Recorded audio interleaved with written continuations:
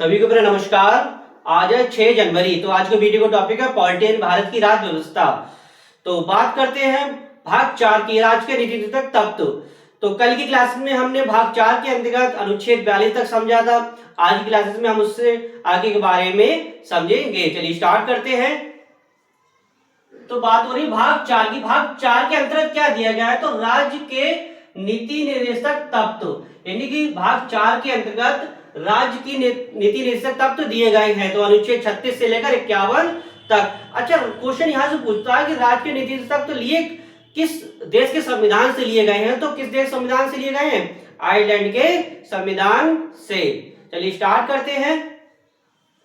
तो आर्टिकल 43, तो आर्टिकल 43 क्या कहता है कि सभी कर्मकारों के लिए निर्वाह मजदूरी, शिष्ट जीवन स्तर तथा सामाजिक और सांस्कृतिक अवसर, यानी कह सकते हैं राज्य का यह कर्तव्य है कि प्रत्येक व्यक्ति को लघु एवं कुटीर उद्योगों को उचित व्यक्तियों को निर्वाह जीवन करने के लिए उचित वेतन प्रदान करेगा। यानी कि जो राज्य का कर्तव्य है कि जो उचित व्यक्ति है उनको जीवन यापन करने के लिए, यानी कुटीर उद्योगों के लिए क्या चीज अवसर प्रदान करेगा।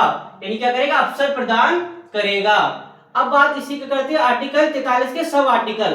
तो आर्टिकल 43 का सब आर्टिकल क्या है? उद्योगों के प्रबंध में कर्मकारों के भाग लेने के लिए कदम उठाना, यानी शेयर की अवधारणा भी किसमें? आर्टिकल 43 का के अंतर्गत आती है। तो यह 42वें संविधान संशोधन 1976 के तहत जोड़ा गया। क्वेश्चन जहां से पूछता है कि 42वें संविधान संशोधन के अंतर्गत क्या चीज जोड़ी गई, तो क्या चीज जोड़ी गई है? उद्योगों के प्रबंध में कर्मकारों के भाग लेने के लिए कदम उठाने शेयर की अवधारणा। अब बात करते हैं आर्टिकल 43 खा की, यानी आर्टिकल 43 का सब आर्टिकल है खा। इसमें क्या दिया गया है? सरकारी समितियों के स्वैच्छिक गठन, स्वायत्त संचालन, लोकतांत्रिक निमंत्रण तथा व्यवसायिक प्रबंध को बढ़ावा देना। यानी कि शॉर्टली समझ लीजिए, 43 खा में क्या दिया गया? 43 खा में आपकी जो सहकारी समितियां हैं उसके बारे में वर्णन किया गया। क्वेश्चन सीधे सीधे पूछता है कि सहकारी समितियों का वर्णन अनुच्छेद किस में दिया गया है? तो अनुच्छेद किस में लगाए? अनुच्छेद खा में लगाएंगे आप। अब बात करते हैं आर्टिकल 44। तो आर्टिकल 44 क्या है? आर्टिकल 44 बहुत ही महत्वपूर्ण है। आर्टिकल 44 क्या कहता है कि एक समान सिविल संहिता। क्वेश्चन सीधे सीधे पूछता है, किसी भी एग्जाम में ले लीजिए कि एक समान सिविल संहिता किस अनुच्छेद में दी गई है? तो अनुच्छेद 44 में। ये अनुच्छेद 44 में एक समान सिविल संहिता दी गई है। तो है क्या एक समान सिविल संहिता? यानी राज्य सिविल मामलों में एक समान विधि बनाने का प्रयास करेगा। यानी राज्य क्या है? सिविल मामलों में एक समान विधि बनाने का प्रयास करेगा। अभी एक समान सिविल संहिता किन दो राज्यों में है? एक तो गोवा में है, दूसरी अभी वर्तमान में उत्तराखंड में लागू हुई है। तो एक समान सिविल संहिता वाले दो राज्य कौन कौन से? गोवा और उत्तराखंड। अच्छा, बात करते हैं आर्टिकल 45 का। आर्टिकल 45 क्या है? यानी 6 वर्ष तक के बच्चों को निःशुल्क शिक्षा का प्रावधान। इनके राज्य का यह कर्तव्य है कि 6 वर्ष तक के बच्चों को निःशुल्क शिक्षा का क्या चीज प्रावधान करना। यानी कि 42 में, यानी कि 21 संविधान संशोधन का दौरा क्या? 86वें संविधान संशोधन 2002 के द्वारा। क्वेश्चन सीधे सीधे पूछता है कि 6 वर्ष तक के बच्चों को अनिवार्य शिक्षा का प्रबंध किस अनुच्छेद में दिया गया है? तो अनुच्छेद 45 में। अच्छा, किस संविधान संशोधन के तहत जोड़ा गया? तो 86वें संविधान संशोधन 2002 के द्वारा जोड़ा गया। मोस्टली किसी भी एग्जाम में ले लीजिए, मोस्टली पूछता है कि 86वें संविधान संशोधन के तहत 6 से 14 वर्ष तक के बच्चे को अनिवार्य शिक्षा प्रबंध किया गया। 6 वर्ष तक के बच्चों के शिक्षा प्रबंध किया गया। तो आप क्या लगाएंगे? 6 वर्ष तक के बच्चों के शिक्षा का प्रबंध किया गया 86वें संविधान संशोधन 2002 द्वारा आर्टिकल 35 के तहत।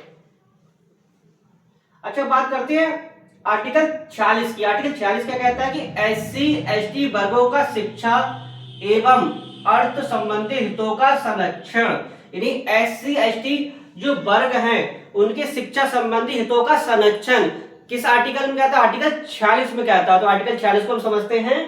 आर्टिकल 46 कहता है राज्य SC/ST वर्गों के लिए निःशुल्क विद्यालय महाविद्यालयों का प्रावधान करेगा और लोकसभा विधानसभा लघु उद्योग आदि में आरक्षण प्रदान करेगा।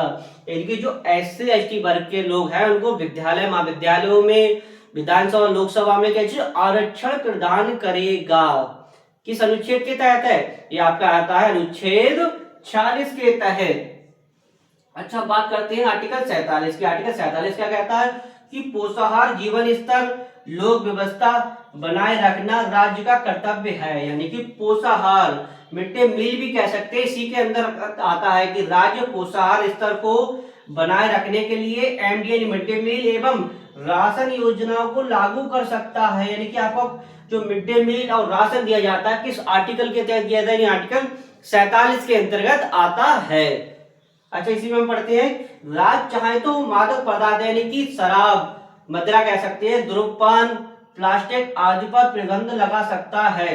यदि राज्य चाहे तो जो नशीले पदार्थ है यानी कि शराब ले लीजिए, धूम्रपान ले लीजिए, सिगरेट ले लीजिए आदि पर क्या चीज प्रतिबंध लगा सकता है। तो आज की क्लास में हमने भाग 4 के अंतर्गत आर्टिकल 43 से लेकर 47 तक समझा था। तो आशा करता हूँ वीडियो आपको अच्छा लगा होगा। वीडियो को अधिक से अधिक लाइक कीजिएगा, शेयर कीजिए, कमेंट्स कीजिएगा। नेक्स्ट वीडियो नेक्स्ट टॉपिक के साथ मिलेंगे। धन्यवाद।